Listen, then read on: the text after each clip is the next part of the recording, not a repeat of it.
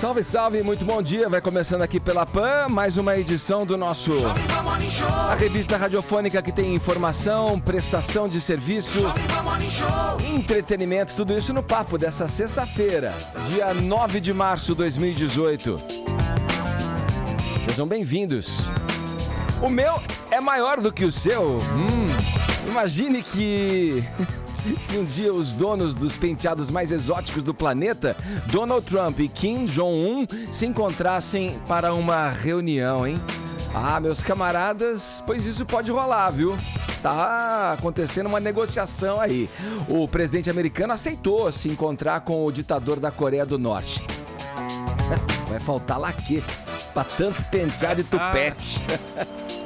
Escândalo cinematográfico. Saiba quem é o ator britânico que está sendo acusado de escravizar uma mulher sexualmente. Bandido bom é bandido morto? Ai, ai, ai, hein? Hoje teremos um debate que promete ser quente no campo das ideias. O capitão da reserva da Polícia Militar e vereador Conte Lopes e o advogado Ariel de Castro Alves, integrante do Movimento Nacional de Direitos Humanos, vão conversar com a gente e também entre eles sobre segurança pública, arma de fogo na mão dos cidadãos e a atuação da polícia, entre outros assuntos. Esses são alguns destaques do Morning que está só começando. Bom dia, Paulinha. Bom dia, Edgar Pico. Manda lá a nossa hash. Olha, eu tô prevendo calor nesse programa. Imagina que não. Eita. Imagina que eu não. acho que a temperatura vai subir. Eu acho que todo mundo vai querer participar desse debate a respeito de segurança pública. E é por isso que a hashtag de hoje é Morning 40 graus.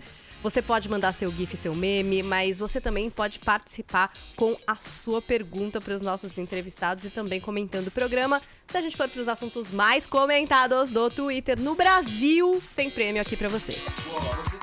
Boa, vou seguir nesse tema, Paulinha, aproveitando a entrevista aí com o Conte Lopes e o Ariel de Castro Alves aqui no Morning Show.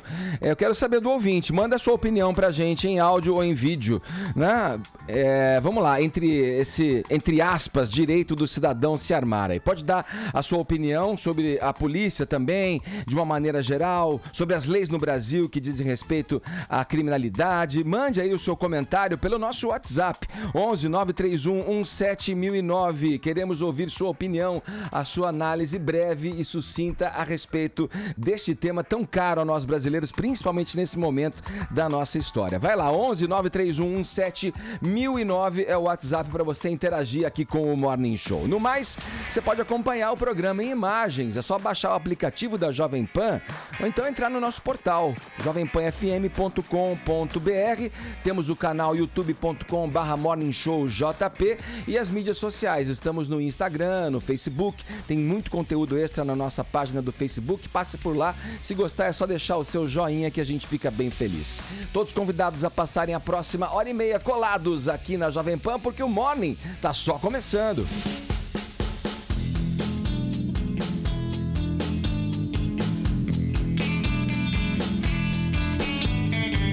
O cantor e compositor, músico e escritor Caetano Veloso fará um show no próximo dia 15 com forte conotação política. A apresentação tem o objetivo de financiar a exposição Queer Museu, que tempos atrás se tornou aí alvo de grupos conservadores. Vini, bom dia pra você, meu rapaz, explica essa história em detalhes pra gente. Mais um show envolvendo política aí com Caetano Veloso, né? Ele que recentemente se apresentou também no lançamento da pré-candidatura do Guilherme Boulos, né, candidato do PSOL, líder do movimento MTST, e agora ele vai fazer este show no Rio de Janeiro para levantar aí um financiamento para que a exposição Queer Museu seja realizada no Rio. O que acontece, Edgar? Essa exposição iria, né, para a Cidade Maravilhosa no ano passado, em outubro, depois de ser barrada lá em Porto Alegre, por conta desses protestos, né, de grupos conservadores, como você falou, que enxergaram ali nas obras alusões à pedofilia, à zoofilia, também alguns símbolos que iam contra algumas religiões. E aí iria para o Rio de Janeiro, iria ser exposta ali no Museu de Arte Moderna do Rio, mas o prefeito Marcelo Crivella barrou, na época, a exposição. Vamos ouvir o que ele disse, Edgar, quando falaram por que ele estava barrando aí a ida da exposição para o Rio de Janeiro, e ele usou também de alguns cariocas ali, falando que não queriam que a exposição fosse realizada lá. Vamos ouvir. Tá vendo? É por isso que aqui no Rio a gente não quer essa exposição. Saiu no jornal que ia ser no mar. Só se for no fundo do mar. Porque no Museu de Arte do Rio, não. É humano, é? Ele falou, eu fiquei humano, Museu lá de Arte Moderna, se né? eles chamam assim lá, né? Mas enfim, o Marcelo Crivella acabou barrando, falou, aqui no Rio de Janeiro a gente não vai ter essa exposição, não, essa exposição que afronta aí algumas a família brasileira. A família brasileira, a religião, enfim. Só que aí surgiu uma nova possibilidade, né, de ser realizado ali no Parque do Lage, né, onde fica ali o Jardim Botânico do Rio de Janeiro. Só que, para isso ser realizado, precisava arrecadar uma quantia de R$690 mil. Até agora, eles arrecadaram R$335 mil. Até a tarde de ontem foram arrecadados já R$335 mil por esse financiamento coletivo que tem sido feito. E agora o Caetano Veloso vai entrar com esse reforço. A gente vai ver um vídeo dele agora também, dele já na época também rebatendo essa decisão aí do Marcelo Crivella, criticando também o MBL, que foi um desses grupos, né, que atuaram em frente a esses protestos contra a exposição, e defendendo que ela seja realizada. Vamos ver. Que o museu todo, desde a ideia de como depois a ação do MBL, e finalmente esse vídeo inadmissível do prefeito do Rio de Janeiro, né, do Crivella, que é mentiroso e desrespeitoso do cargo, do sentido que ele está representando a prefeitura do Rio de Janeiro. O prefeito fala que a exposição é pedofilia e zoofilia, baseado numa invenção de uns malucos do MBL, que são umas pessoas suspeitas na sociedade brasileira, conservadoras da desigualdade, da opressão, do horror, entendeu? Então inventaram uma história com uma exposição de arte para fazer propaganda do que eles querem fazer propaganda. Sou contra. Não tem pedofilia, nada. Então, tudo isso aconteceu em outubro e agora o Caetano entra com esse show aí que vai ser chamado Caetano contra a Censura. Vai ser realizado no dia 15 de março, às 10 horas da noite. Já foram disponibilizados, Edgar, 400 ingressos. Apenas 400 ingressos para esse show do Caetano Quanto Veloso. custa, Vini? Atenção, Caio Rocha, Cláudio Tonholi, Edgar, Paulinha, vocês... Parar o dinheiro para ir. Qualquer um de vocês que estejam interessados nesse show do Caetano Veloso, vocês vão ter que tirar a bagatela de R$500 do bolso. Para contribuir. 500 pila. Lógico que tem a opção tá de... barato, Caetano pro Caetano tá barato. Lógico que tem a opção de meia entrada, R$250, que facilita um pouquinho, né? Mas quem quiser ajudar e assistir o show do Caetano Veloso aí para que a exposição seja realizada, lembrando que essa mostra aí, segundo os autores, né, segundo quem tá realizando, não tem nada a ver com pedofilia, com zoofilia, tem a ver sim com diversidade, né, o que os curadores da obra dizem. São 270 obras feitas por 85 artistas brasileiros, entre eles Adriana Varejão. Então, quem sentir à vontade, quem quiser participar, quem tiver esse valor aqui, R$500. Recomendação etária, alguma coisa desse tipo? O secretário, né, de Cultura do Rio de Janeiro, que inclusive foi favorável à época de que a exposição fosse realizada, disse que a única indicação, né, a única regulamentação que ele vai querer aí é que tenha uma classificação etária nessa exposição. Que acho que foi o entendimento que se chegou, pelo menos do que se ouviu dentro dessa discussão, de que deveria ter ali indicação dentro na entrada da exposição para que as pessoas tivessem ali o esclarecimento sobre o conteúdo, para quem pudesse estar desavisado, né? Como se isso fosse... É difícil um cara ir numa exposição dessa e não saber o que está acontecendo lá. Mas por lei, por regra, né, chegou-se a um consenso de que talvez o ideal fosse ter ali na frente do museu, como já acontece em outras exposições, em outras instalações, a indicação, a classificação indicativa. E teve investigação também na época, né, do Ministério Público, que não viu, né, nenhum tipo de pedofilia, de zoofilia, segundo o entendimento do Ministério Público. Vamos lá. Bom, em entrevista há algumas semanas que eu estava presente com o Flávio Rocha, do Grupo Riachuelo, no Pânico, ele falou uma coisa bastante interessante, que eu queria definir a disputa eleitoral à presidência nesse ano é a agenda de costumes. O que é a agenda de costumes? Sexo, drogas, religião. Bom, eu queria te alertar, ouvinte, você obviamente conhece o termo maniqueísmo, é a diferença entre o bem e o mal. A gente está vendo um Brasil maniqueísta. Aí o MBL acusa o Caetano acusa o MBL, o Crivella acusa a exposição acusa o Crivella. Só que nós estamos num ponto muito além, que você deve ficar alerta sobre, é além do maniqueísmo, além da diferença entre o bem e o mal. Se chama milenarismo. O que é o milenarismo? Eu vou te contar o que é o milenarismo. Um capitão do exército americano chamado William Miller, no final do século XIX, ele inventou que o mundo ia acabar e que quando acabasse o mundo, nós íamos ter a guerra entre o bem e o mal, a batalha entre os bons, que iriam ser arrebatados pelos céus por lerem a Bíblia, e os maus. Então o que é milenarismo? Vem do nome dele, William Miller. Milenarismo é uma diferença, de uma guerra entre o bem e o mal, só que com batalha final. É o bem e o mal se enfrentando numa batalha final. Isso é milenarismo. Me preocupa muito que o Brasil esteja entrando nessa era milenarista em que cada vez mais você vê uma diferença entre o bem e o mal e uma batalha final. Me parece que a batalha final que está se colocando é as eleições. Espero que se esgote aí. Lamento muito que o país esteja indo além do maniqueísmo e indo para o milenarismo, porque é um problema. As torcidas organizadas que se matam são milenaristas. É a batalha entre o bem e o mal. Isso é um problema. O milenarismo é uma das chagas que está coçando agora o novíssimo século XXI. Eu não consigo imaginar, a minha imaginação não vai tão além para saber o que o Caetano Veloso come. Eu não consigo entender o que ele cheira se a cueca do irmão, eu não consigo entender porque esse cara não tem coerência nenhuma nas atitudes dele. Eu vou só começar, eu não conheço o pessoal do MBL. Aponte aí, aponte. Já tive em 2 oportunidades, uma no mesmo lugar que o Kim Kataguiri e outra oportunidade aqui na Jovem Pan, onde estava o Arthur Duval, até conversei um pouco com ele, mas questão de 5 minutos, se ele passar na rua ele não vai saber quem eu sou. Mas o pessoal do MBL, o Caetano Veloso fala, é um pessoal perigoso. Que perigo que o MBL representa pro Brasil? Eu não consigo entender. Eu vejo coerência no discurso desses caras.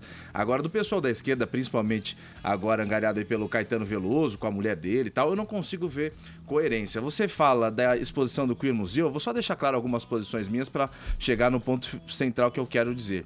Essa exposição do Queer Museu, a gente tá vendo uma obra que até se o Bruno puder tirar, que pelo amor de Deus, que coisa horrorosa, é ridículo. Mas eu acho que cada um tem que ver... Obrigado, ele tirou mesmo. Eu acho que cada um pode ver e tal, o que bem entender. Eu não sou um crítico à arte.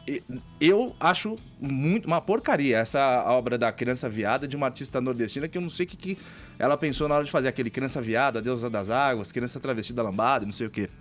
Eu acho que é coisa de artista ruim, que não tem qualquer poder de expressar um sentimento, de provocar um sentimento, uma reflexão numa pessoa que esteja assistindo, então parte para a baixaria para chamar atenção. Mas aí é um direito dela, cada um recorre aos recursos que tiver e tal. Queer Museu, você não é obrigado a ir, então acho que tem que deixar liberar, você não pode ficar cerceando quem pode ir ou quem não pode. Não é o caso, por exemplo, daquela criancinha aqui no MAN, em São Paulo, que aí eu já acho que você envolve criança, aí já é um perigo maior.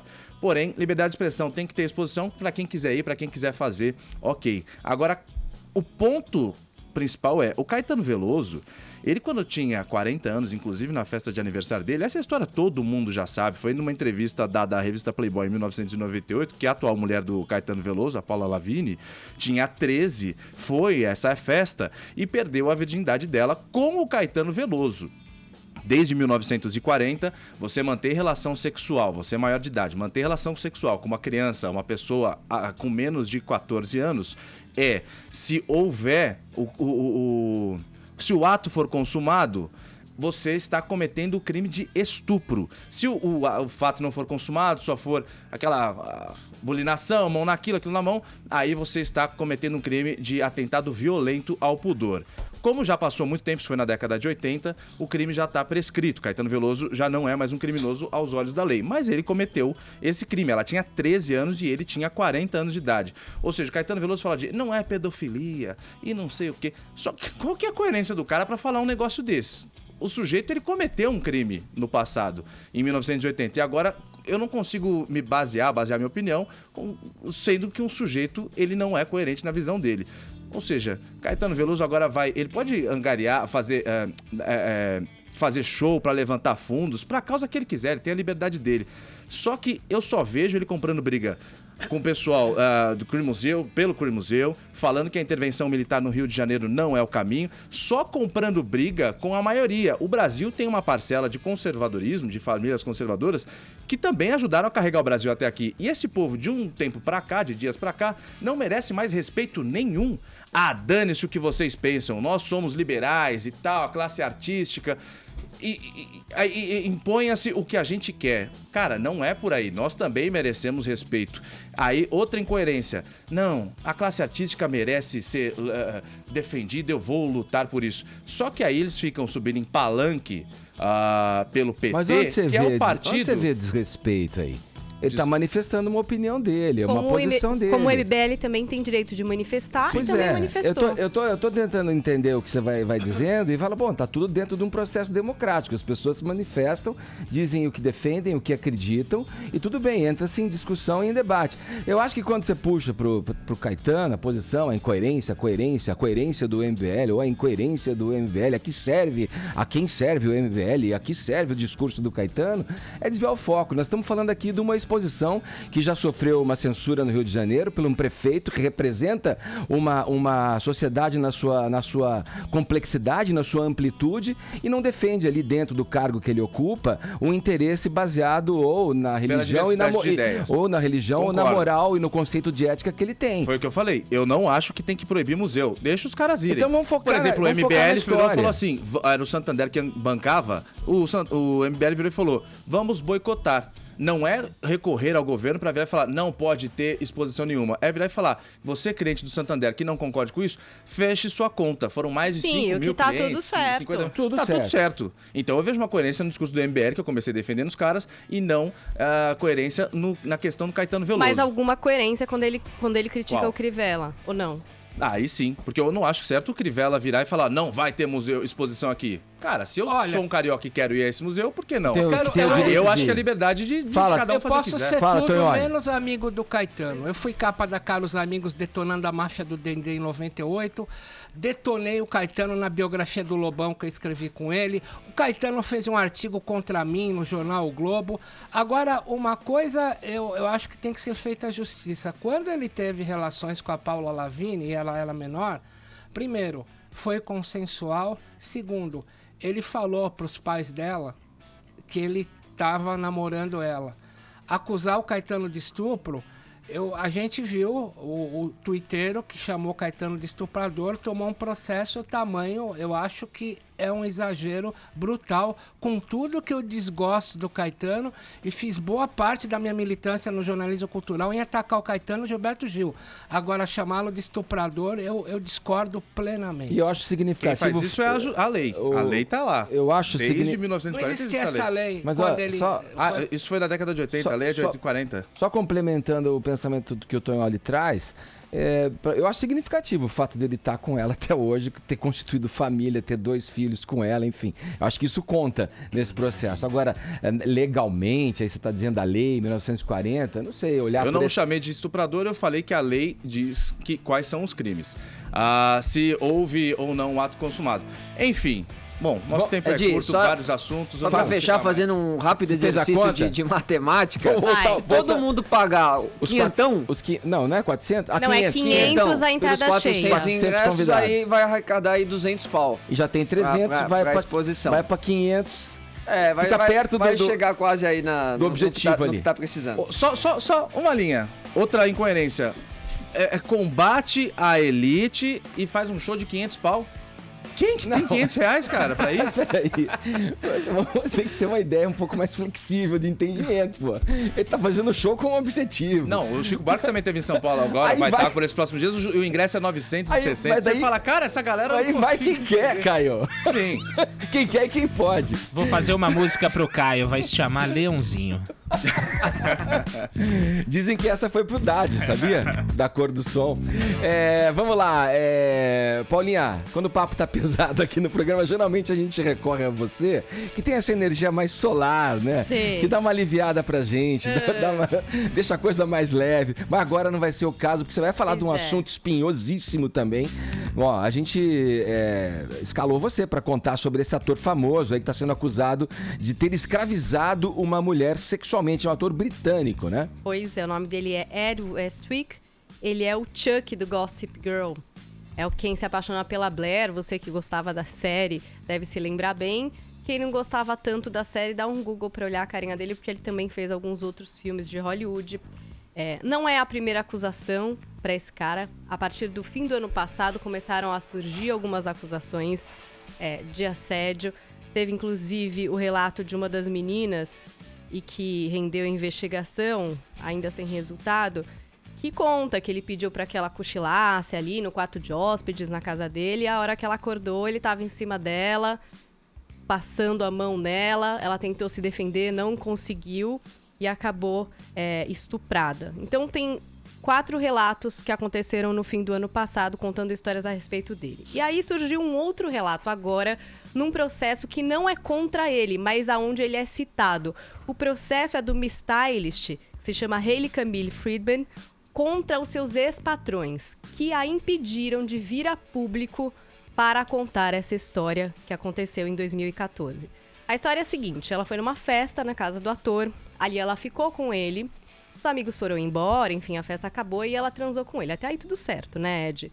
Normal. Aí o que aconteceu? O que ela conta? Que ele fez alguns pedidos ali na hora do sexo que ela se recusou a fazer. Pedido de que ela o estrangulasse, de que o espancasse, de que cuspisse nele. Acho que ela achou aquilo meio bizarro e optou por não fazer, ao que ele começou a fazer isso com ela, né? E aí começaram esses abusos, essas agressões, tal. Ela disse que pegou no sono, acordou no dia seguinte, quando estava tomando banho, porque ela estava com o celular, não conseguia falar com ninguém, não sabia direito onde estava, Tava tomando banho, ele entrou no banheiro e começou de novo com essas agressões. Alternando em dizer que ia levar ela até o carro dela e recomeçar com agressões e tal, que renderam sangramentos, enfim, roxos e tal no corpo. Parece que ficou 2 dias retida ali na casa desse cara, abusada e tal. Caramba, hein? Aí ela conta que queria vir a público com a história, os patrões não deixaram. Falou pra ele que viria a público, ele falou, pode ir. Aí quem vai te processar sou eu, porque eu tenho familiares aqui na cidade, nessa data que você vai alegar ter sido escravizada aqui na minha casa, e eles vão depor a meu favor, você vai se ferrar. E aí ela foi à imprensa, na época, contou a sua história.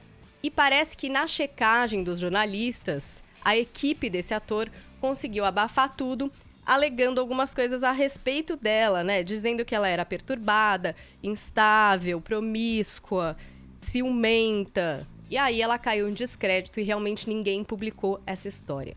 Então a gente veio a saber dessa história agora porque o TMZ ligou aí o nome à pessoa, porque nesse processo mesmo que ela move contra os antigos patrões, ela cita, não nominalmente, mais esse ator, entendeu? Ela conta essa história desse ator, desse abuso e de que os patrões não teriam deixado ela vir a público. Agora, resta saber das investigações, né, Edgar? A gente sempre fala aqui, o Caio às vezes faz um exercício de duvidar, aposto que ele deve se perguntar agora, por que ela tomou banho no dia seguinte e não saiu correndo dessa casa? Eu sei quais são as dúvidas que sempre colocam em xeque depoimentos mesmo dessa forma. É complexo você investigar isso. É complexo, né? E a gente cai exatamente nessa questão. É a denúncia, 2 pessoas que estavam sozinhas numa casa. Ela conta uma história, ele conta outra. A palavra de outro. Quem pode dizer o que aconteceu? Além dos 2, não é verdade? Sim. E agora resta se investigar, sendo que contra ele já pesam 4 outras denúncias. Vamos ver que fim que leva, Ed, e como é que vão se punir ou não, ou se inocentar essas pessoas. Sim. Acho que é um outro questionamento que a gente tem que começar a fazer, né? Porque é o que a gente fala aqui, às vezes se enterra as reputações. A gente já falou do caso de Allen, que é um caso que foi investigado, julgado, e ele foi liberado. E até hoje a gente, quando vê o depoimento da filha, né, fica mexido. Quer dizer, são situações bastante delicadas e que não sei como é que vão se averiguar isso daí. Como é que vai se averiguar essa veracidade de tudo isso. Eu lembro muito do caso que o Mike Tyson foi acusado em 91 de ter estuprado a Miss Desiree Washington lá no Hotel Omni de Atlanta, na Geórgia, e não havia a princípio provas de que tinha sido cometido estupro. Ele falou que foi sexo consensual, ela disse que não e ganhou a palavra dela. Eu acho que se fosse hoje, com as técnicas de hoje, talvez o Mike Tyson talvez não tivesse ido para prisão. Ele não só foi pra prisão, como acabou com a carreira dele. Ele nunca mais voltou pros rings como ele era. Acabou com a carreira do Mike Tyson. Eu acho que se fosse hoje seria muito pior, porque hoje só pelo fato de acusar, acaba-se com a carreira do cara, não se prova nada e sempre prevalece a visão da mulher. E a gente tem que levar em consideração que tem casos sérios, é evidente que tem, não sei se maioria, se minoria, mas levando-se em consideração que se trata de ator de Hollywood, de cantor famoso, do Mike Tyson, que sempre foi multimilionário e tal, a gente não pode pensar num segundo que tem mulher oportunista que quer arrancar grana. Seria muita inocência da nossa parte também, né? Vamos girar? Vamos falar de política? Hoje, logo cedo, a gente recebeu aqui no nosso grupo interno do WhatsApp do Morning Show uma mensagem de Cláudio Rúlio Tognoli dizendo o seguinte... Aspas aí, ó. Antônio Delfim Neto, ex-ministro da Fazenda, da Agricultura e do Planejamento e ex-deputado federal, é alvo da Lava Jato nesta manhã. Tognoli, o que se sabe a respeito? O que você sabe e o que você pode dividir com os nossos ouvintes sobre isso? Sempre que eu acordo às 5 da manhã, isto é, sempre, eu vou checar os e-mails, né? E aí veio um e-mail da Lava Jato, era 6h10. Aí eu fui correndo ver se tinha na mídia, não tinha na mídia ainda, então mandei para vocês, botei no meu blog. E o que eu quero ler não é extraído de jornal, é uma nota da Lava Jato que é muito pesada. Vem lá do Moro. Vamos lá, vem vamos do ela. Moro, contra o Delfim Neto. Bom, primeira coisa, a operação de hoje se refere à usina hidrelétrica de Belo Monte, lá no Pará. As denúncias vieram a partir dos acordos de leniência. Acordo de leniência o que é? É uma delação premiada feita por empresa. O acordo de leniência é feito pela Andrade Gutierrez e a Camargo Correia. Agora aqui, Edgar, vem o pesadão. Tudo aqui eu tô lendo é o oficial da Lava Jato, tá bom? Um dos focos da operação dessa sexta-feira é o ex-ministro da Fazenda, da Agricultura e do Planejamento e ex-deputado federal Antônio Delfim Neto, suspeito de receber parcelas das vantagens indevidas que seriam direcionadas aos partidos PMDB e PT, em razão de sua atuação na estruturação do consórcio Norte de Energia. Diz a Lava Jato, as provas indicam que o ex-ministro recebeu 10% do percentual pago pelas construtoras a título de vantagens indevidas, enquanto o restante da propina foi dividido entre o PMDB e o PT no patamar de 45% para cada partido. Agora, olha o mais interessante da nota que veio lá do Moro. Até o momento, já foram rastreados pagamentos de valores superiores a 4 milhões de reais, de um total estimado de 15 milhões, pelas empresas Camargo Correia, Andrade Gutierrez, Odebrecht, OAS e J. Malucelli, todas integrantes do consórcio de Belo Monte. Agora, para eu encerrar. No caso da Odebrecht, os pagamentos a Delfim Neto foram registrados no sistema de controle de propinas da empresa, chamado Drauzes, com o codinome de professor. Olha aí, o Delfim Neto tá com o codinome de professor. Mais um para nossa lista de alcunhas. E aí, para encerrar, apurações demonstram que Delfim Neto não prestou nenhum serviço às empreiteiras, ou seja, 15 milhões para o professor a título de nada prestado. Olha aí. Bom, na nossa editoria internacional, o destaque de hoje vai para o surpreendente encontro previsto para até o fim de maio entre duas figuras que jamais pensaríamos em convidar para a mesma festa. Poderiam compor o nosso quadro aqui do Morning Show. Não convide para a mesma festa.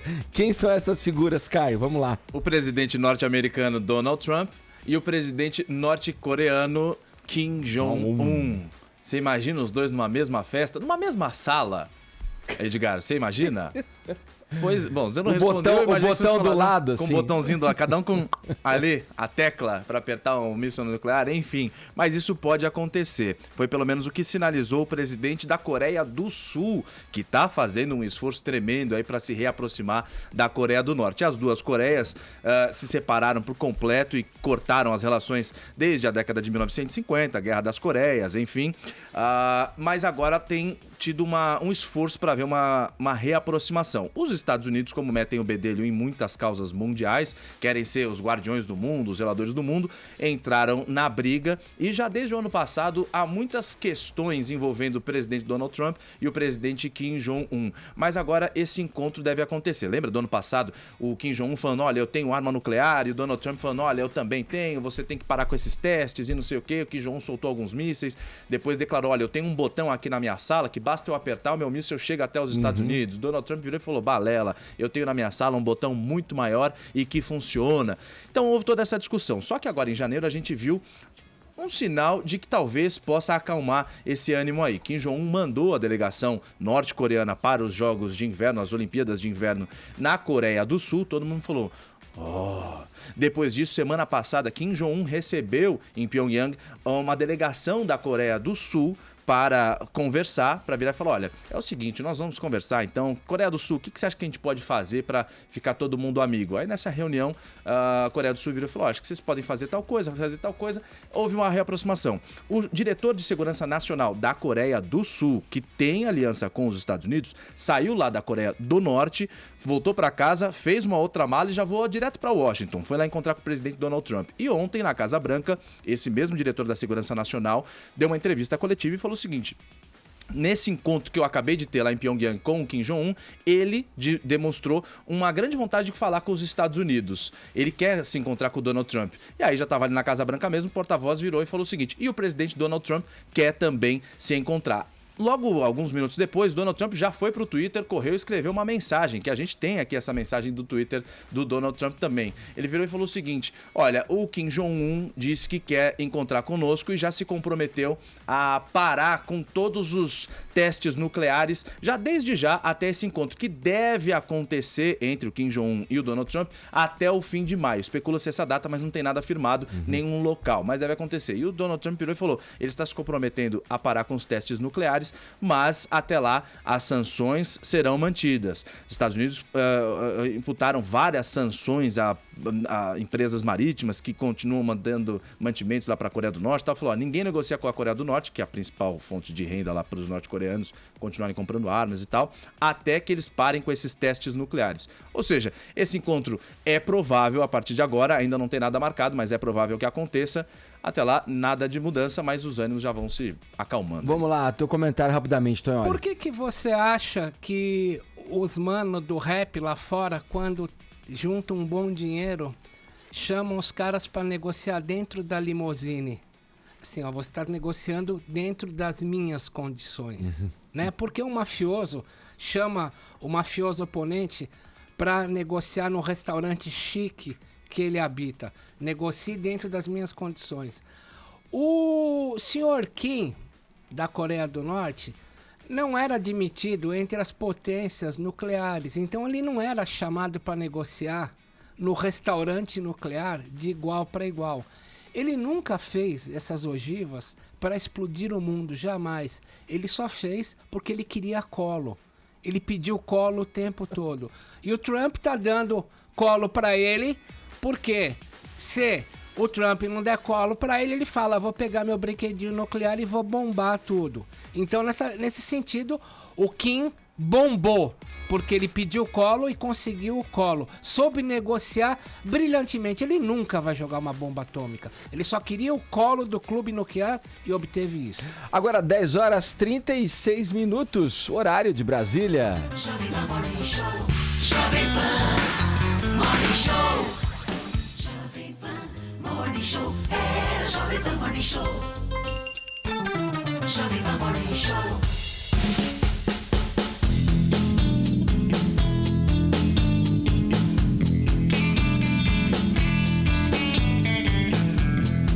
Seguindo com o Morning Show dessa sexta-feira, agora é a hora do nosso debate em torno do tema segurança pública. Estamos a 7 meses das eleições gerais. Obviamente, esse tema está na boca do povo e dos candidatos também nessa corrida presidencial, como nunca antes na história recente do país. Vários fatores levaram a isso. Entre eles estão a violência urbana, a intervenção federal no Rio de Janeiro, a insolúvel crise no sistema prisional e a infindável discussão a respeito do Estatuto do Desarmamento. É sobre esses assuntos que a gente vai conversar agora com o vereador por São Paulo, Conte Lopes, ex-capitão da Rota, uma espécie de tropa de elite da Polícia Militar, e com o advogado Ariel de Castro Alves, integrante do Movimento Nacional de Direitos Humanos. Olá, bom dia aos nossos convidados, aos dois. Sejam bem-vindos aqui ao Morning Show. Eu agradeço a oportunidade e bom dia aos ouvintes aí, a todos. Bem-vindo, Ariel. Também, Ariel. Eu também agradeço a oportunidade de estar aqui debatendo com o Conte Lopes. Já nos conhecemos de longa data, temos um respeito mútuo, mas é claro que temos muitas divergências. Opiniões também. Divergentes. É isso que a gente quer colocar frente a frente aqui para o esclarecimento da opinião de cada um e para que o ouvinte também acabe sendo privilegiado em favorecer uma opinião a respeito desse tema importante aí. Vamos lá, uma pesquisa do Ibope realizada agora no final do mês de fevereiro, mostrou que a tese segundo a qual o bandido bom é bandido morto é aceita por metade da população brasileira. Como é que vocês receberam essa notícia? Como é que vocês recebem essa informação? Vou começar por você, Ariel. Eu entendo que isso é um grave equívoco, essa questão do bandido bom é bandido morto. Na verdade, o bandido ele tem que ser investigado e se comprovar que ele participou de crime, ele tem que cumprir as penas conforme a Constituição Federal prevê, conforme a Lei de Execuções Penais. Então, nós temos que acreditar no sistema de polícia e no sistema de justiça, e não em execuções sumárias, em grupos de extermínio. Recentemente tivemos condenação há vários anos dos policiais militares envolvidos num grupo de extermínio na cidade de Osasco. Então nós não podemos aceitar uma polícia que mata. Isso não é uma polícia eficiente. A polícia eficiente é aquela que esclarece crimes e aquela que previne a prática de crimes. A palavra agora o Conte Lopes. Eu acho que 50% da população acredita que bandido bom é bandido morto, porque na verdade o bandido morto ele não dá lucro para mais ninguém, né? E também aqueles, por exemplo, que morreram em tiroteio comigo, nenhum mais matou ninguém, nenhum mais estuprou ninguém, ou com meus companheiros também. Então tem essa filosofia, a legítima defesa. Ninguém pode sair por aí matando ninguém, tanto que a gente responde pelos nossos atos, os policiais. Agora o povo enxerga o quê? A insegurança que se vive, é um terror. Bandido manda em São Paulo, bandido manda no Brasil. Então a gente vê hoje a população aterrorizada, amedrontada. E tanto é que se procura várias situações, Rio de Janeiro, não sei o quê, mas o terror está aí. Os bandidos levando o terror para a população. Estupram, matam em São Paulo, no centro de São Paulo de fuzil, matam no Rio de Janeiro, né? Trocam um tiro no Rio de Janeiro lá. Ainda bem que a polícia do Rio, os bandidos lá são diferentes, ninguém acerta ninguém, né? Eles ficam atirando um no outro, mas aqui não, aqui sempre sai tiroteio. Teve um tiroteio aqui a semana passada em Campinas, morreram 7 bandidos em tiroteio com BAEP. Então aqui tem, ontem mesmo a Rota desceu lá para Baixada de Santista, só viu entrever, um bandido morreu lá, ligado a esses bandidos aí. Então, lá é diferente. O que eu vejo é a população aterrorizada e que a classe política deveria dar uma solução, mas infelizmente não dá e o povo está cada vez mais amedrontado. O que me preocupa também na violência policial é que nem sempre também são bandidos que são assassinados. Eu acompanho vários casos pelo Conselho Estadual de Direitos Humanos aqui, que são pessoas que não são criminosos, jamais tiveram qualquer participação em crimes. Um dos casos é um jovem Luan lá de Santo André que estava conversando com os amigos numa viela, num bairro, numa comunidade, e o policial já chegou dando tiro. Em um dos casos que eu acompanho. Então tem várias situações, por isso que a violência policial, ela num dia pode atingir um suspeito de crime, pode até atingir um criminoso, mas qualquer um de nós está sujeito a uma polícia violenta, despreparada e que cometa assassinato. Como é que você entende, Conte, essa observação que o Ariel faz? Veja, falhas em qualquer sistema vai haver, né? Tem policiais que cometem crime, erram, tem políticos que cometem crime, erram, tem médico, então nós temos que trabalhar dentro dos bons policiais. Então é importante trabalhar. O importante colocar, e o doutor Ariel sabe muito bem disso, que quem prende o mau policial, o policial bandido, é o bom policial. Só que aqui no Brasil tem a inversão de valores. O bom policial, a palavra dele não vale nada, não vale na justiça, não vale para a imprensa, não vale para ninguém. Então, por mais que ele queira falar, ele não é ouvido. Então, começa a prevalecer o mau policial. Infelizmente, é isso. Ó, tem uma pergunta aqui na internet, na nossa hashtag Morning40graus, que é do Aldo Messias. Ele diz o seguinte, ó: o problema do país não está muito mais ligado à sensação de impunidade de quem comete delitos e crimes? Eu entendo que também existe uma impunidade, até porque a polícia investigativa, as polícias civis no Brasil foram completamente abandonadas ao longo dos anos. A gente vai nos distritos policiais, muitos ou estão fechados ou não têm as mínimas condições de funcionamento. Eu, como policial, sou obrigado a falar que é verdade o que o doutor Ariel está falando, é uma realidade. Antigamente a gente levava uma ocorrência para o distrito, lá na delegacia funcionava. Hoje parece que o negócio é mais só para mídia. Então é a delegacia de homicídios, é o DENAR, que é o DHPP, então o DEIC, infelizmente, é uma realidade. E lembrar, Conte, ontem foi o Dia da Mulher. As delegacias de defesa da mulher não funcionam à noite e não funcionam nos finais de semana, que são os momentos que mais ocorrem casos de violência contra as mulheres. Isso, então, mostra a falta de estrutura da Polícia Civil. Por falta de efetivo, né? Que faltam 8 mil homens para a Polícia Civil e faltam mais de 12 para a Polícia Militar. E essa impunidade também é refletida que só 3% dos crimes no Brasil são esclarecidos, segundo pesquisas do Fórum Nacional de Segurança Pública. E só 8% dos homicídios, dos assassinatos são esclarecidos. Então essa impunidade efetivamente é uma realidade. Ô Conte, fazendo um exercício aqui de imaginação, vamos supor que fosse liberado já o porte de arma aqui no Brasil, né? Quando um assaltante chega quando um bandido chega para fazer um assalto ali, ele vai te pegar despreparado, né? De surpresa, sem você estar ali com a sua arma. Você acha que a partir desse momento não é mais prejudicial você ter uma arma e poder reagir diante de uma situação dessa, ter uma troca de tiro? Você acha que a gente está preparado para poder ser assaltado e poder reagir? É isso ou não? Não, na verdade, o que acontece? Houve uma inversão muito grande no desarmamento, porque o que aconteceu? Desarmaram toda a população e deixaram os bandidos armados.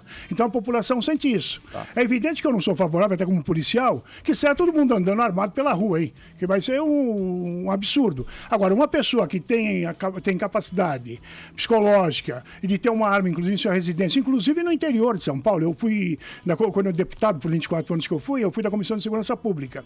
Eu visitei muito o interior, que era chamado as fazendas, sítios, chácaras, as pessoas trabalham, né? Quando a gente fala fazenda, pensa que é milionário, é o cara que trabalha de sol a sol para mandar comida para nós aqui. Os bandidos chegam na fazenda, 5, 6 horas da tarde, leva o boi, leva os insumos, leva o que a pessoa colheu, segura toda a família lá. Quer dizer, não é cabível que se essa pessoa quiser ter uma arma para se defender, o cidadão quiser ter uma arma dentro de casa para defender sua esposa, sua filha, ele é obrigado a assistir sua filha ser estuprada, barbarizada por bandido. Então, tudo tem que analisar. Agora, travaram tudo. A Polícia Federal não aporta arma para ninguém. Quem trabalha com segurança pública não pode mais trabalhar, porque não aporta de arma. Se alguém quiser contratar um segurança, ele tem que contratar um policial aposentado, que é o que não pode andar armado. O resto ninguém pode andar mais armado. Então, de uma forma ou outra, acabaram desarmando toda a polícia e armaram a população. O que você pensa, Ariel, sobre essa questão do porte de arma? Eu sou contra o posse, a posse ou porte de arma. Eu acho que tem que sim restringir. De uma hora para outra, de repente, uma pessoa comum se torna um bandido, um criminoso, um assassino, porque está num bar, começa a beber demais, começa a ter uma discussão, tem a facilidade do acesso à arma e com isso já pode praticar um crime, matar uma outra pessoa. Então, nas brigas de trânsito também, nós podemos ter muito mais mortes se tivermos pessoas armadas. A pessoa vai pegar a arma e já vai sair atirando pelas ruas. Eu entendo que o monopólio do armamento, do uso da força é da polícia. O Conte Lopes é preparado para usar arma e para atirar. Eu não sou. Eu não me sinto qualificado nem preparado. Eu acho que a maioria da população brasileira também não tem condições de estar usando arma. Isso só vai aumentar. Muitas vezes o policial, quando é assaltado, ele acaba sendo morto, porque ele é pego na surpresa pelo criminoso. Daí ele vai tentar reagir e é assassinado. Imagina a população comum. Imagina eu mesmo, se eu for rendido por um criminoso, eu vou tentar reagir, eu vou ser assassinado. Eu até coloco aqui, tá? Realmente o policial é morto porque ele é policial, né? E se ele tiver desarmado também e saber que ele é policial, ele vai ser morto. Eu costumo até falar, né? Até pra andar na praia eu ando com uma 380, que a lei me autoriza. Uma pistolinha desse tamanho. Mas tem que ter uma sunga grande. Não, é do lado da sunga, né? A gente leva uma bolsinha. Porque a gente é herói? Não é porque a gente é herói.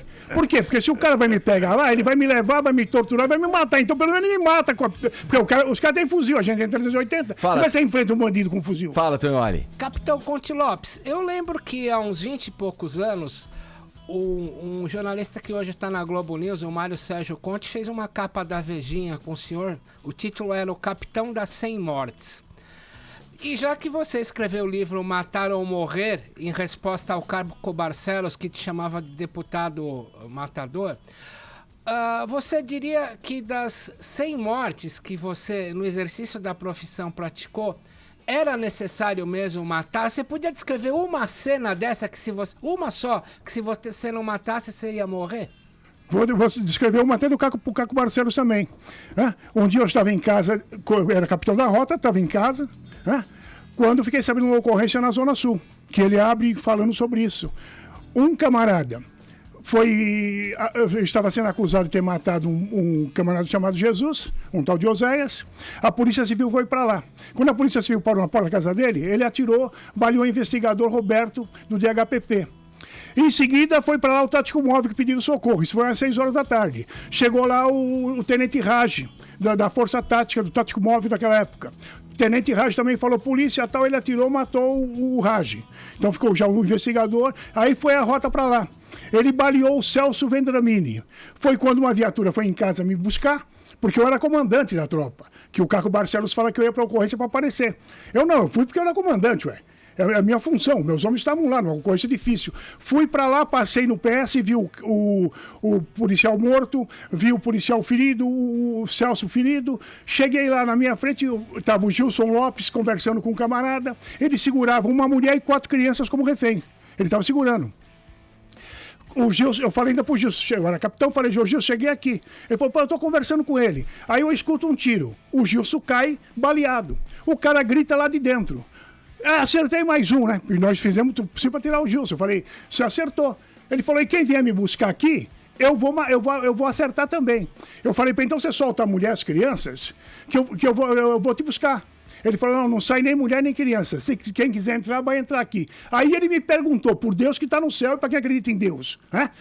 E a rota já chegou? Eu falei, não, a rota não chegou. Por isso é bom você se entregar, porque quando a rota chegar, você vai morrer. Ele falou, negativo, eu quero matar 10 caras da rota, depois eu posso morrer. Só que nesse momento eu vi que ele punha a minha cabeça e atirava. Então onde eu fiquei ali na frente dele, quando ele pôs minha cabeça, eu atirei. E vi que a cabeça foi para trás. Aí tomei um maior susto que a mulher gritou lá, ai meu filho. Eu falei, o cara pôs a criança, eu matei a criança. Mas felizmente era ele que tinha sido baleado. E a mulher dele, e a criança era filho dele, até no esse negócio de Facebook aí, um filho dele já me mandou que eu era assassino. Eu falei que eu tinha matado o pai dele. Aí eu respondi para ele.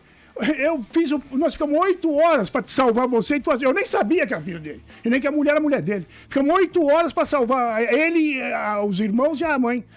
Então, era uma ocorrência que não tem pra você fugir. Respondido. Conte Lopes, mais uma pergunta para você também, ao advogado Ariel também. Por favor, uma análise dessa situação. Você está contando um caso em que houve uma atuação da polícia militar. E a gente está falando do desarmamento e do poder das pessoas, da possibilidade das pessoas andarem armadas também, os civis. Qual que é o prejuízo para a sociedade enquanto a atuação da polícia militar e da polícia civil num mesmo crime?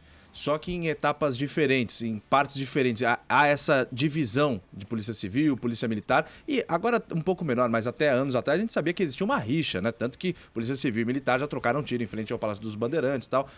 Qual que é o prejuízo para a sociedade, para a resolução de um crime? Enquanto a gente não pode andar armado, as pessoas não querem andar armadas, outras querem, não sei o quê, mas a segurança está tudo na mão das polícias. E só para ficar claro, essa divisão de etapas a qual o Caio se referiu, a polícia civil é a que investiga e a polícia militar é a preventiva e ostensiva. Exatamente. Agora, precisa sim da unificação. Isso já virou até um jargão, né? Se fala muito em unificação, mas nós sabemos que existe uma dificuldade corporativa de se unificar efetivamente. Eu sou a favor da desmilitarização das polícias.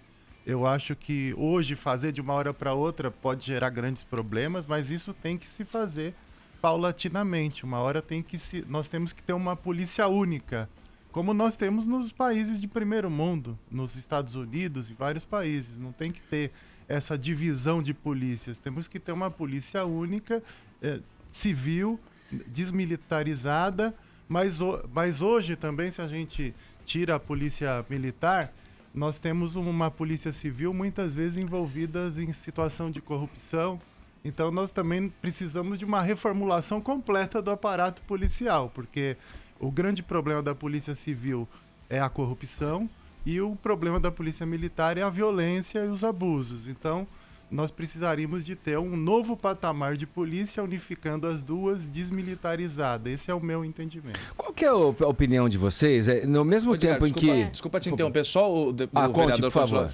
Bom, eu, pelos 50 anos que eu vivo polícia, eu sou obrigado a concordar com o doutor Ariel com relação, eu acho que está no momento de unificar, porque nós estamos perdendo a guerra. Nós estamos perdendo a guerra. O doutor Ariel tem um discurso do direito, eu tenho um de policial. Sim. Certo? O meu lado é policial. É importante pra gente Nós estamos perdendo a guerra. O Rio de Janeiro é exemplo típico que nós estamos perdendo a guerra. Aqui em São Paulo, não acontece o que está acontecendo no Rio de Janeiro, mas tá aí os caras matando de fuzil, mandando matar lá no Ceará o cara de helicóptero. Vê que ponto nós estamos vivendo. Então está na hora realmente de unificar as polícias, goste ou não goste. Eu acho que até que o Brasília devia ter coragem de tomar essa atitude. Né? Em vez de falar o exército, não sei o quê, unificar. Porque na verdade é isso que acontece. Você pega um bandido, uma arma, com dinheiro, com um carro, você leva para a delegacia de polícia, você entrega lá, você não sabe o que vai acontecer. Você não pode nem perguntar para o delegado o que foi feito daqueles caras presos. Né? Da mesma forma, o delegado de polícia, ele quer fazer uma ação, ele vai ligar para onde? Ele não tem como fazer. Então eu acho que no momento a unificação era uma forma de a gente dar segurança ao povo. Porque, é lógico, você perguntar para o coronel, para o delegado, eles não querem. Eles não querem. Para eles é bom tá aí, né? Cada um tá numa boa de um lado. Né? Aí a guerra tá na rua. Agora, para a população, tem que mudar alguma coisa. Porque para enfrentar o crime que aí tá crescendo do jeito que tá, seria uma forma. Porque, pelo menos, a culpa é da polícia. E o que a gente vê nas ruas? Você é assaltado, separa uma viatura, o cara da viatura da PM fala, vai lá na delegacia. Você vai na delegacia, o cara manda você ligar 190. Então o povo está se ferrando. Então eu acho que é o momento de ver o que quer. Até puxo mais, eu acho que está na hora da sociedade ver a polícia que ela quer. O problema de militarismo se fala o problema de ditadura militar. Porque aí os caras... Porque todo mundo acha que o soldado da PM é o Castelo Branco. Olha o Castelo Branco lá, tá? Inclusive na política, olha o Castelo. Então o problema é o seguinte, quando eu entrei na PM, em 67, olha quanto tempo, hein? Eu, como soldado, o nome era Força Pública. Era Força Pública. Agora, de toda forma, quando o Ariel bate, às vezes, o militar não pode ser militarizado, mas ter uma disciplina forte, porque senão você também não consegue. Se toda vez que você for fazer uma ação, por exemplo, na greve do Lula lá, em 78, eu fiquei 40 dias chegando no quartel em 3 horas da manhã e ficava 40 dias na rua. Eu não tinha que, vou recorrer o direito trabalhista, e o meu soldado tinha que estar lá. Se o soldado que não quisesse ir, ele ia ser recolhido, Eu não vou hoje, ele vai ser preso. Então, se também não houver disciplina, tem que ter. Agora, também sou favorável até a coisas mais rápidas, né? Porque aqui na polícia o cara é ladrão, ele é mandado embora, a justiça manda ele de volta. Nos Estados Unidos é mais ou menos aquilo lá. Você é tenente de polícia, você é sargento, sei lá o quê. Você cometeu um crime, você entrega a arma, o distintivo e vai embora. Aqui não, o cara fica 30 anos respondendo o processo.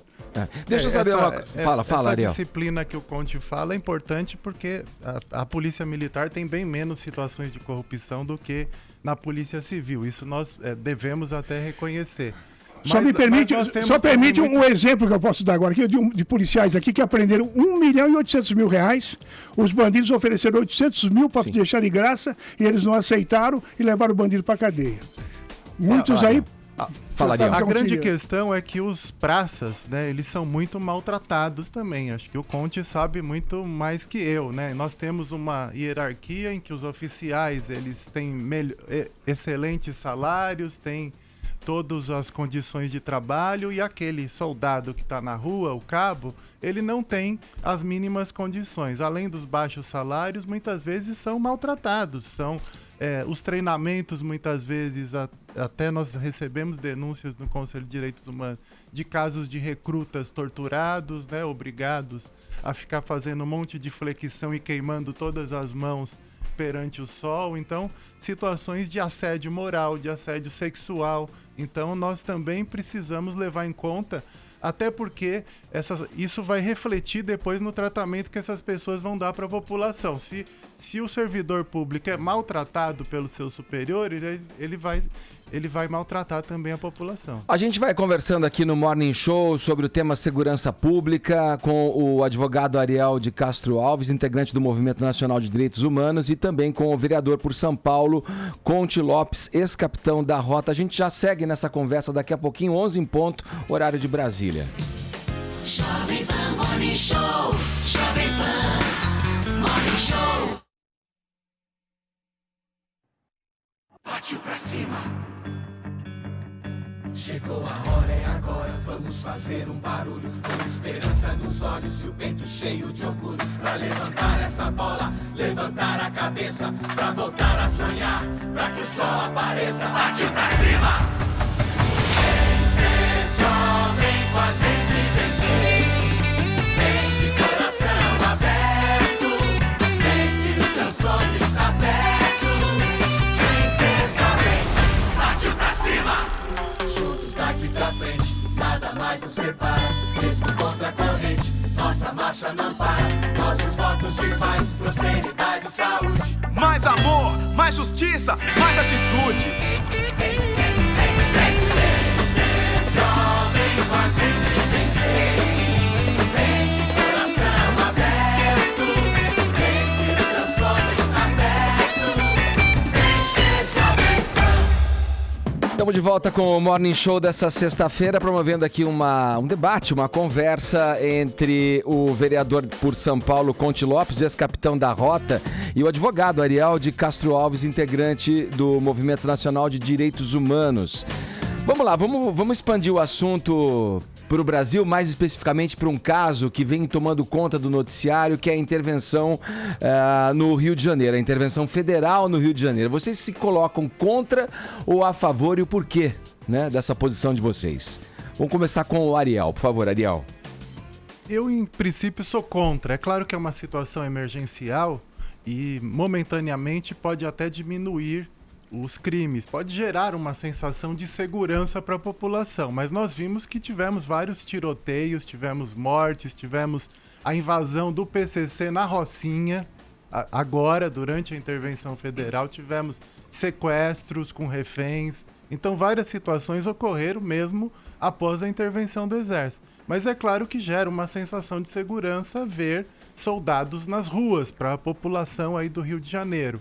A ONU ontem já se manifestou criticamente a essa intervenção, dizendo que o Exército não tem capacidade e condições de atuar no policiamento ostensivo, na área de segurança pública especificamente.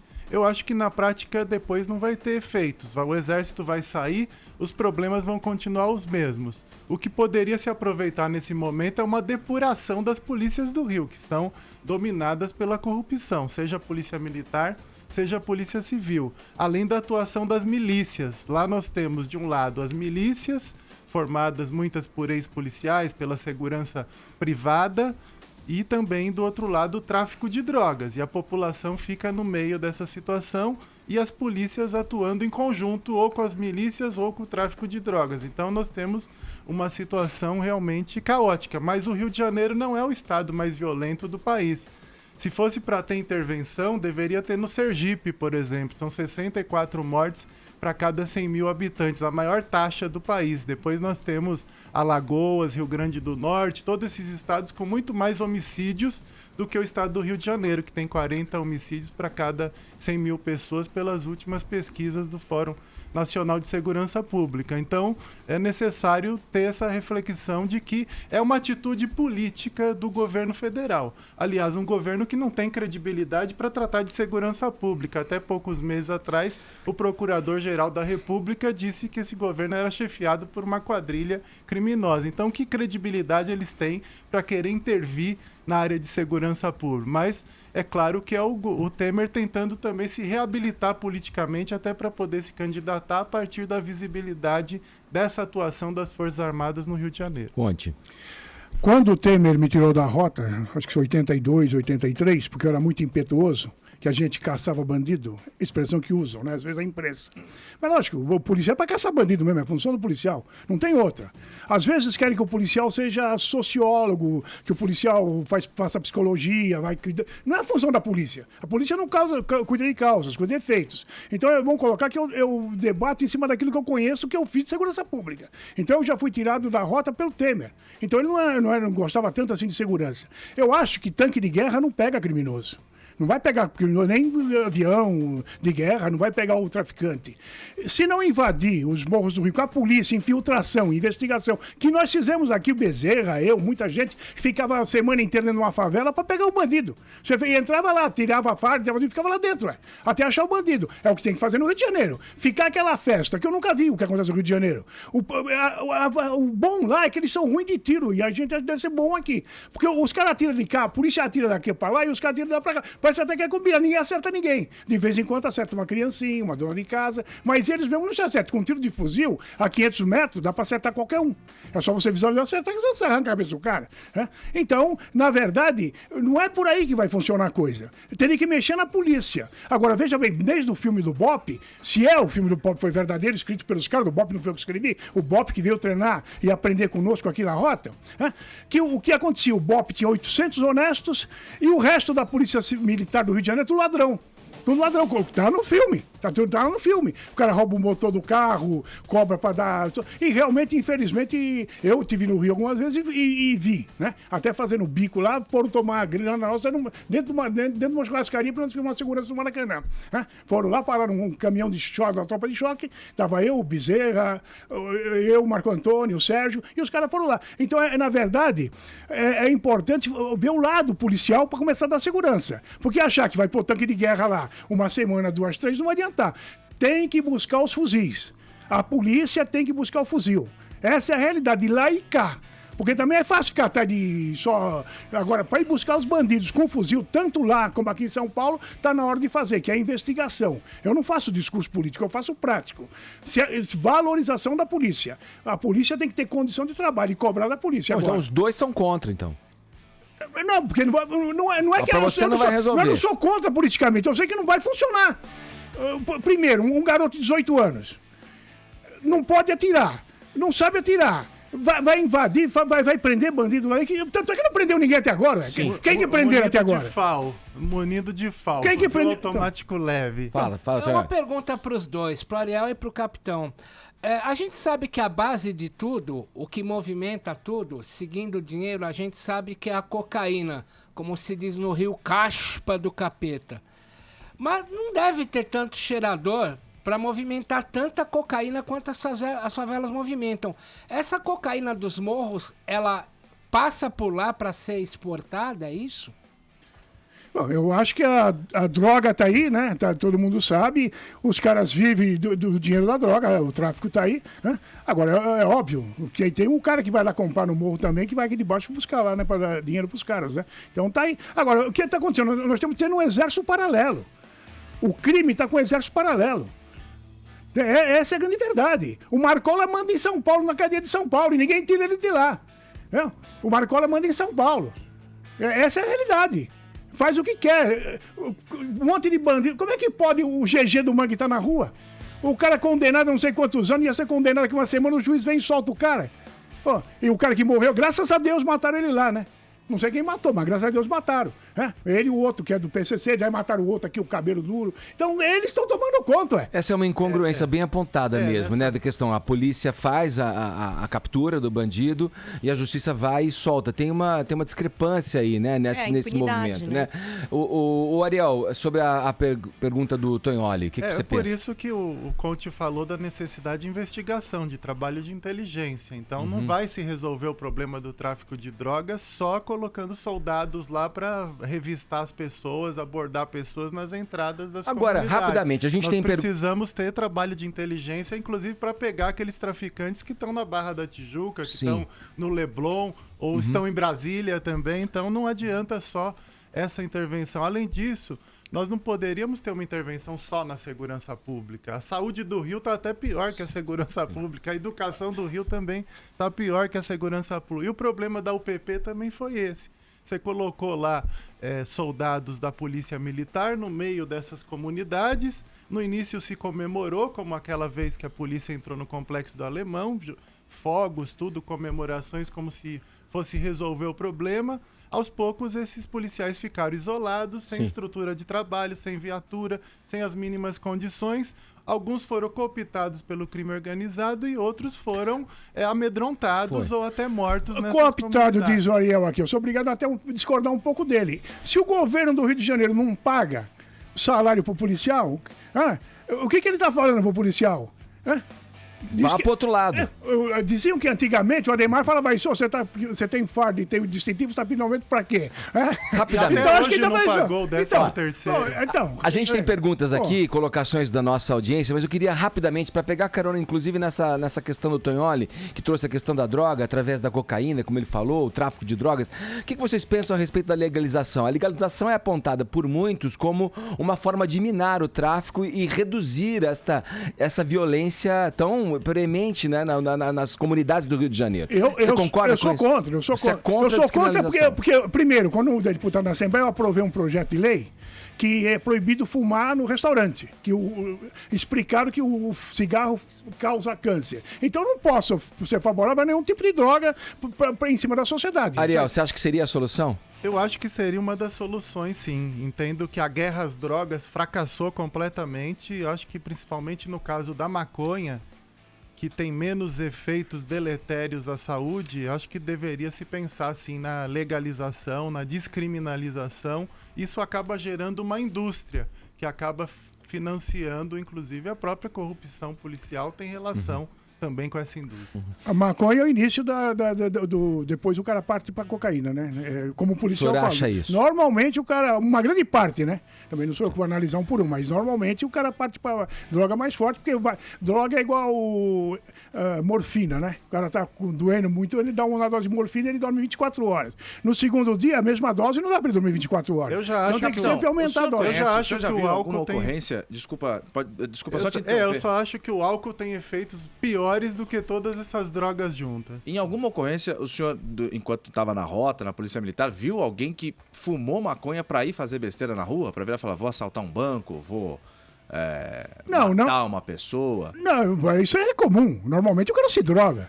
Aliás, ele drogado, ele aumenta a periculosidade dele. Isso é verdade. O cara drogado, ele aumenta a periculosidade dele. Se for a maconha, ele vai abraçar. Vem cá, meu amigo. Não é bem assim, né? Passa a tua carteira aqui, vamos tomar uma cerveja, você me passa... Depende pra que ele fuma maconha. Vamos ouvir os ouvintes aqui que mandaram mensagens pra vocês, indagações, colocações, vamos lá. Bom dia, pessoal do Morning, Ivan de São Paulo. Eu queria saber, por que direitos humanos só existe para bandido, para família de bandido? Por que eu nunca vi os direitos humanos ir atrás da família da vítima, ou da vítima, proteger a vítima, lascar o pau no ladrão? O porquê? Bom dia, pessoal do Morning. Rapidamente, Ariel, pra gente dinamizar aqui, vai lá. Não, lascar o pau no ladrão certamente nunca vai ver os direitos humanos fazer, mas nós defendemos que as pessoas que cometam crimes sejam punidas, mas que sejam tratadas com dignidade quando estão atrás das grades, para que não saiam muito piores. Então, muitas vezes o Estado gasta muito com essas pessoas, cada preso custa R$ 2.500, R$ 3.000 por mês aqui em São Paulo. Cada interno da Fundação Casa custa 10 mil por mês e essas pessoas não podem sair piores depois. Por isso que nós defendemos que eles tenham as mínimas condições de reeducação, de reabilitação. Agora, direitos humanos envolve várias outras questões. Os programas de proteção às vítimas e testemunhas que existem no Brasil, fomos nós, as entidades de direitos humanos, que reivindicaram. Então, nós tratamos, acima de tudo, de vítimas. E quando nós tratamos de habitação, de direitos sociais, educacionais também, saúde, do idoso, da mulher vítima de violência, da criança explorada sexualmente, nós também estamos tratando de direitos humanos. O vereador, o senhor concorda com essa visão do nosso ouvinte? Na verdade, o que acontece? Eu nunca vi o pessoal dos direitos humanos no enterro de um policial ou das próprias vítimas. Aliás, para não dizer que eu não vi, eu vi o senador Suplicy no enterro do capitão Henrique, que era um capitão da rota, que era pastor, estava em casa com os filhos, fazendo um churrasquinho, quando os bandidos invadiram, e o capitão Henrique tomou 8 tiros e morreu. Acabou morrendo com os dias e morreu. Então o Suplicy, o senador Suplicy, era secretário de Direitos Humanos, foi ao enterro do Henrique. Então eu acho que a população sente muito isso. O policial, a vítima, essa aproximação maior do pessoal dos direitos humanos. Essa é a cobrança. Vamos ouvir mais aqui. Rogério Indalécio, moro aqui em São Paulo, Planalto Paulista. Eu acho engraçado quando falam de armamento da população. Ninguém está propondo que haja uma fila onde cada um vai receber a sua arma e ir para casa. É lógico que quando se fala em armamento da população tem que ter critérios, tem que ter exame psicológico, tem que ter treinamento, a pessoa tem que saber armar e fazer a manutenção da arma, tem que ter aula de tiro, tem que saber como portar uma arma e o que fazer em caso de necessidade. Não é simplesmente armar a população. Falam armar a população como se cada um fosse receber um revólver. Não é bem assim. Dá pra gente, segundo o nosso ouvinte aí, controlar isso, o preparo de quem vai receber arma? Muitas vezes até o próprio policial é mal treinado psicologicamente, na forma de agir ali. Você acha que é possível? Mas eu acho que ele fala a verdade. O que ele quer? Ele como cidadão, ele quer ter o direito de se defender se necessário for. Se a polícia não dá proteção para ele, para a família dele, ele se acha no direito de defender. Agora, o que ele disse, o cara tem que ser treinado, preparado, quando ele vai comprar essa arma, quem está comprando essa arma. O desarmamento já prevê hoje, a pessoa pode requisitar o porte, se ela demonstrar Só como ficou para federal, o doutor Eliel, é difícil o cara tirar um porte, é impossível. É quase impossível tirar um porte de arma, infelizmente. Então a população cobra nesse sentido, né? Agora, realmente... Mas se a lei prevê condições... Ninguém vai distribuir arma. E a Polícia Federal impede, a pessoa pode entrar com uma ação judicial, mandado de segurança, e a justiça vai garantir que a pessoa... Não é quem impede, a Polícia Federal tem tanta coisa para fazer que trava tudo e o camarada não consegue. Vamos ouvir mais aqui. Muito bom dia ao pessoal da bancada do Morning Show. O meu nome é Glauco, eu sou de Uberaba, Minas Gerais. Com relação ao tema, eu sou totalmente a favor do cidadão andar armado, desde que tenha todo o preparo e todo o curso para fazê-lo. Hoje em dia, para o cidadão conseguir tirar a sua CNH, ele tem que fazer vários cursos, várias aulas práticas para poder ter a sua CNH e dirigir um carro, que na minha opinião também é uma arma. Então, para a pessoa andar armada, eu penso que ela também, depois de fazer vários cursos, poderá ter a sua arma. Um abraço a todos e bom final de semana. Bom dia, rapaziada do Morning Show. Davidson Moreira, Atlanta, Estados Unidos. Eu tiro por experiência própria. O problema que mata não é a arma, é quem está atrás dela. Creio que armar a população seria uma boa ideia, mas desde que as leis sejam modificadas. Leis mais duras evitam tragédias. Um abraço, partiu para cima. Bom dia a todos. Fábio de Bauru, interior de São Paulo. Eu não acho que a população tem que se armar. Na verdade, tem que preparar a polícia com armamento e profissionalizar essas pessoas. Aí assim a gente vai ter uma segurança maior e evitar aí tudo isso que está acontecendo. Apesar que não basta só isso, né? Nós temos também muita corrupção nesse país, em qualquer ramo, e inclusive na polícia também. Então, mas ainda acho que não deve o cidadão se armar, porque se hoje o policial não está preparado, o cidadão muito menos. Bom dia, pessoal do Morning. É o Denis, eu tô falando de Ribeirão Preto. A minha opinião sobre a questão de segurança pública como cidadão comum, o meu termômetro é a sensação que eu tenho de segurança.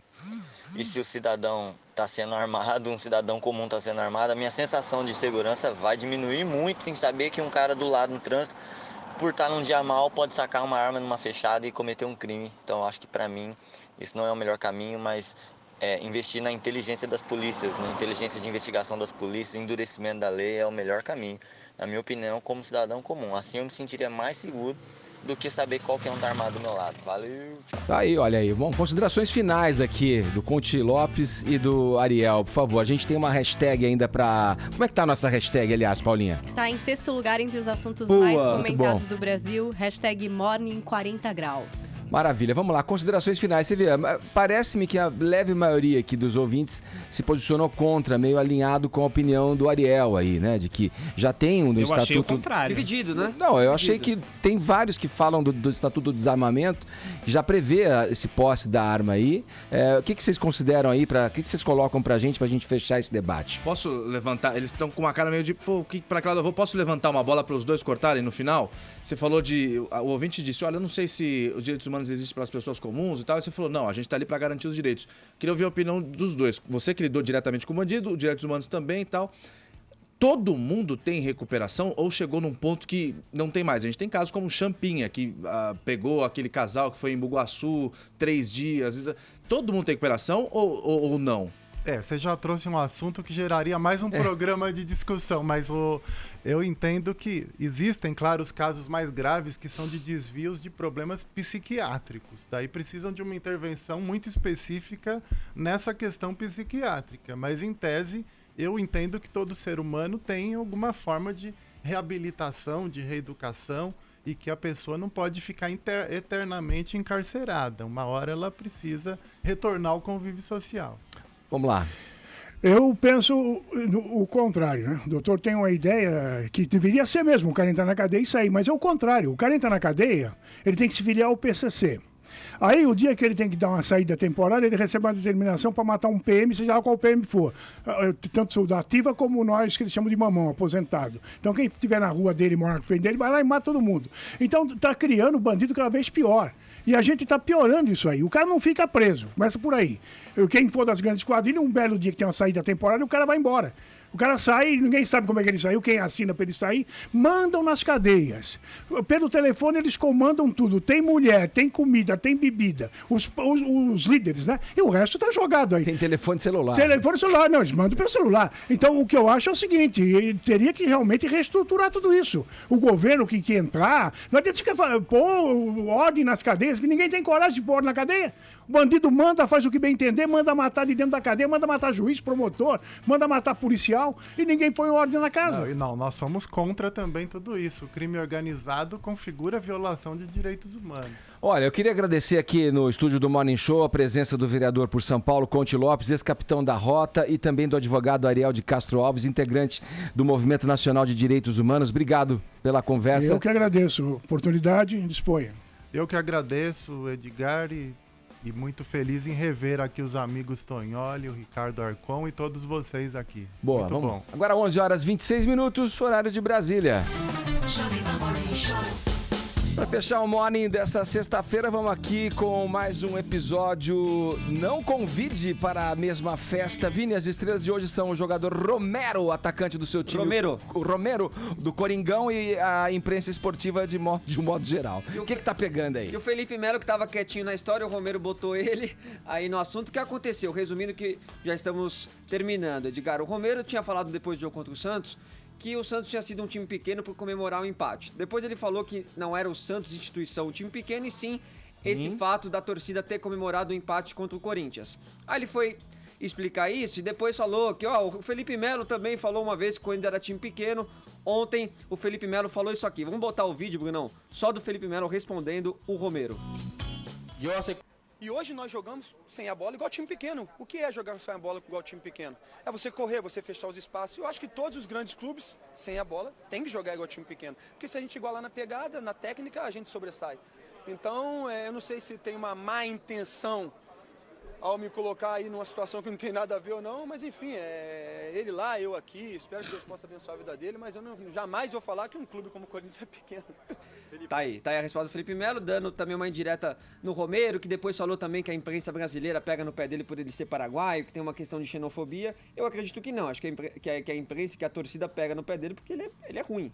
Né? O Romero, ele é esforçado. Não, o Romero é esforçado. Craque de bola. É importante taticamente, mas, Romero, pelo amor de Deus, né? Não vamos exagerar na coisa aí. E só pra terminar, tá confirmado, Dorival Júnior não é mais técnico do São Paulo, demitido após a derrota ontem para o Palmeiras por 2-0. Triste, Gugu. Pra muito São Paulino, demorou, né? É uma alegria, né? Bom, vamos fechando então o Morning Show. Contrata o Oswaldão de Vera tá no mercado aí, gente. Vamos lá, Vini, ganhador aí, ganhador. Vamos lá, vamos dar o ganhador aqui, você pega de surpresa o cara. Aqui Paulinha, no Twitter, quem ganhou foi o Gabriel Dias Belmonte. Rogério no WhatsApp. Falado. E assim a gente termina mais uma edição do Morning Show. Obrigado pelo prestígio, obrigado pela audiência. Voltamos na segunda-feira, às 10 da manhã, e amanhã, a partir das 10 também, pelo AM, em compilação, no compiladão do Morning Show. Bom final de semana a todos, cuidem-se. Tchau. Morning Show. Você ouviu Jovem Pan Morning Show.